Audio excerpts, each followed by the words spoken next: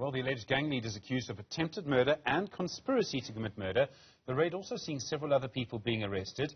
In the recent past, you'll have seen other arrests of people wanted in other countries for crimes, such as the Nigerians arrested as part of the Black Axe gang, and of course, Radovan Krejcir. And then there's the fact that so many guns, 19 guns, were found today.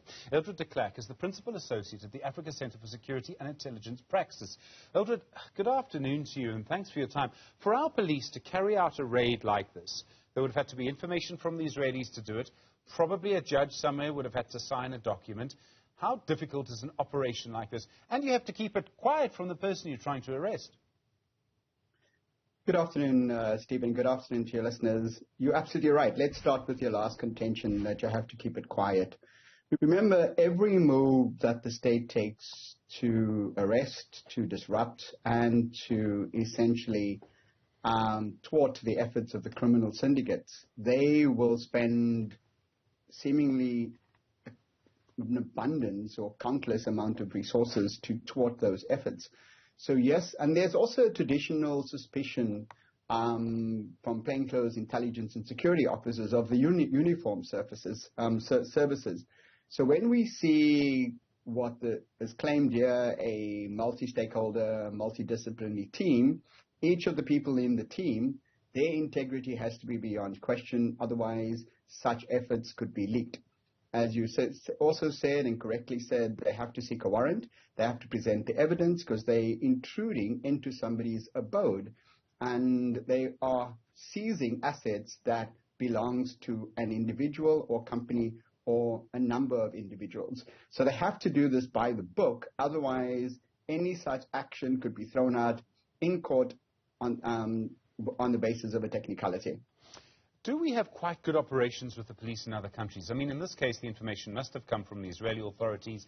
They would have got in touch through Interpol and said, this is the information that we have. Do those relationships work? They do. They're functional relationships. There's often a tit-for-tat or reciprocity arrangement in place. You gave me information, I'll give you yours. Information is heavily guarded. South Africa also has a principal position that it doesn't tend to spy on its citizens and or won't act against citizens on behest of another country unless there's evidence to the contrary. We suspect at least one of them was an Israeli citizen, identified as such. So we would then have our relationships in place and our agreements in place with the Israeli services through Interpol. And on the basis of that, we then are free as a country to act against that citizen on behalf of the Israeli government. I could imagine quite a big fight over extradition. But the other thing that could happen is that our government could simply say, you had unlicensed firearms in your possession, we're deporting you, and we're deporting you to your home country, which is Israel. And oh, look, they know you're coming. Absolutely. It's as simple as that, you would hope. We have to prove, of course, that, or we can at least prove here through using the Prevention of POCA, the Prevention of Organized Crime Act, that these people acted in cohort with each other and they were associates, and therefore we can link them all to stolen guns, stolen money, or at least assets and acquired through the proceeds of crime. So therefore we can act against such an individual and on the basis of that get them deported because we can link them to proceeds and guns, as you say, for which there's no legal explanation for why it's in their possession. It seems to me it's obvious a good thing that this person and their associates were arrested. It shows that our police work, that they can coordinate all of this and keep it quiet. I also worry that he came here in the first place, that this seemed to be an attractive place for him to come, that he may have thought this was a country where the rule of law would not work. How do you see it? Definitely. We tend to portray that sort of picture to the world that people can come here and they can carelessly commit acts of criminality and they would get away with it. Well, South Africa, I have not, and none of us have really found evidence that South Africa is a safe haven. So we would contend that that claim is substantially false. Do those with an abundance of assets and resources, can they thwart the law? Yes, because they will spend a lot of money to hide their identity, to hide in plain sight, to use others to acquire firearms and the like for them, and even to acquire residence, and that means I can go stay in their house because I'm not the legal owner. South Africa also has deep relations with Israel that goes back a long time because Israel support to the apartheid government. We've always had a free flow of South Africans to Israel and back again. We have people with dual citizenship. So usually when somebody comes in here, and unless they flagged on entrance, there's no reason for the South African government to keep a wary eye on them or their activities unless they do something that brings them to the attention of the authorities.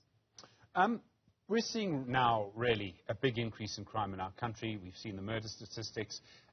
Why is this happening, and how linked is it to what's happening internationally? We have good transport links here.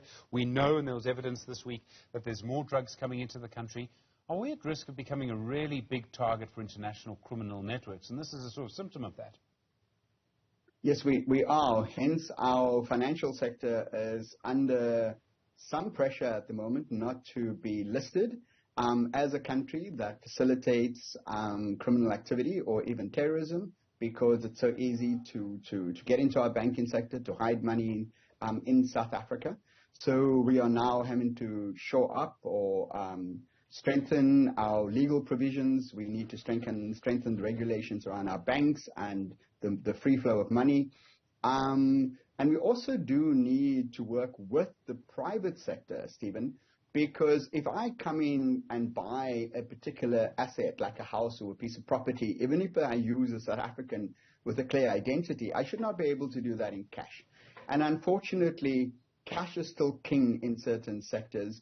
So whether we need to be working with the private sector, whether it be real estate agents, whether it be the financial sector, whether it be corporations, business entities, to ensure that money is not laundered, that people can't acquire huge assets for cash, for example, that all money transactions are duly registered, and that we can clearly identify to whom what belongs, or to what, to whom certain things belong.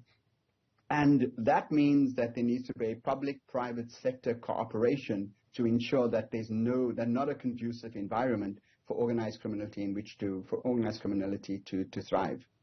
A big part of this my words. Yes, no, I think we're with you. A big part of this is the drugs trade, and the drugs trade, it seems, is growing in different ways. We see more shipments coming in. We've seen more and more people complaining about Inyalpe and what that's doing. How do you disrupt the drugs trade, especially if you're part of the international community? And this is always the trade-off, right? If you're part of the international community and you've got lots of goods, you're exporting and importing all the time, stuff is going to get through, so you need to try and disrupt it. We have a situation where there's a public perception that the police can be bought, etc. All of that makes disrupting a drugs trade and disrupting these international flows of criminality very difficult to do. Absolutely. And as you said, let's start with the obvious. The ability to corrupt, to compromise or make complicit any public or private officer or official is a cancer that we do have to address. We do need clearer and stronger cooperation, including dispatching our border control officers to inspect our vessels, for example, to have them in ports of export, and check consignments before they are exported to the country. We've been clamoring that South Africa puts in place not only cooperative and reciprocal agreements with countries that we know these goods are coming from, but we also dispatch police attaches. We tend to have the old school defense attaches because, remember, we needed cooperation in times of war. This in itself is a public safety and security concern, and we should be shoring up our embassies to ensure that there are police attaches and South African police officers duly trained and resourced to ensure that they work with the authorities before consignments leave a country, or even to check individuals and to verify all their documentation before they get to enter South Africa. So even before they leave their own countries. So we need to be a lot more proactive, if I can use that word, that we throw around so easily, by ensuring that we taught criminals from whence they come and not allow them even to get into the country, because we do know how vulnerable we are in country. It's also, I mean, the old story. Arrests will be made, drugs will be seized, weapons will be seized as they were today. But then no one will actually be convicted. And if we can convict people, like we did with Radovan Krejcir, and I think he's an important player in all of this, because I think he came here thinking that he could pretty much buy the country and didn't. He failed in that, and that's really important to remember. If we were able to actually get a reputation that this is a place where justice will happen, well, people will go elsewhere, won't they? Absolutely. We need to thwart this idea, or we need to dispel this myth that, or this clamor for the authorities to act quickly and decisively, because that form of impatience, short-termism, and even quick fixes, as you know, to my mind, a hallmark of the Western consumer society. These interventions and these investigations, they take time. They need to be deliberately built. You need to ensure that you dot your I's and cross your proverbial T's. You need to get the paperwork in place. You need to make sure that every step of the regulation, policy, and legislation and legal requirement is met, and then only arrest on the basis of evidence.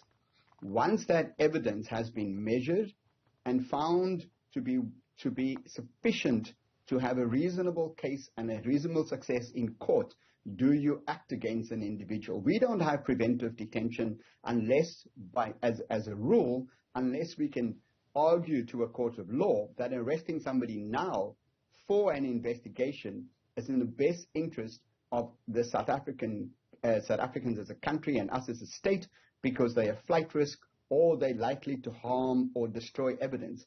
So we do need the close cooperation between the NPA and the security and law enforcement community and make sure that a lot of our investigations are prosecutorial-led, to make sure that we get the convictions and that we send a clear message, as you say, to those who are criminally minded and criminal syndicates, that you won't get away with it in South Africa. Eldred De Klerk, thank you very much indeed. Really do appreciate it. Principal Associate at the Africa Centre for Security and Intelligence.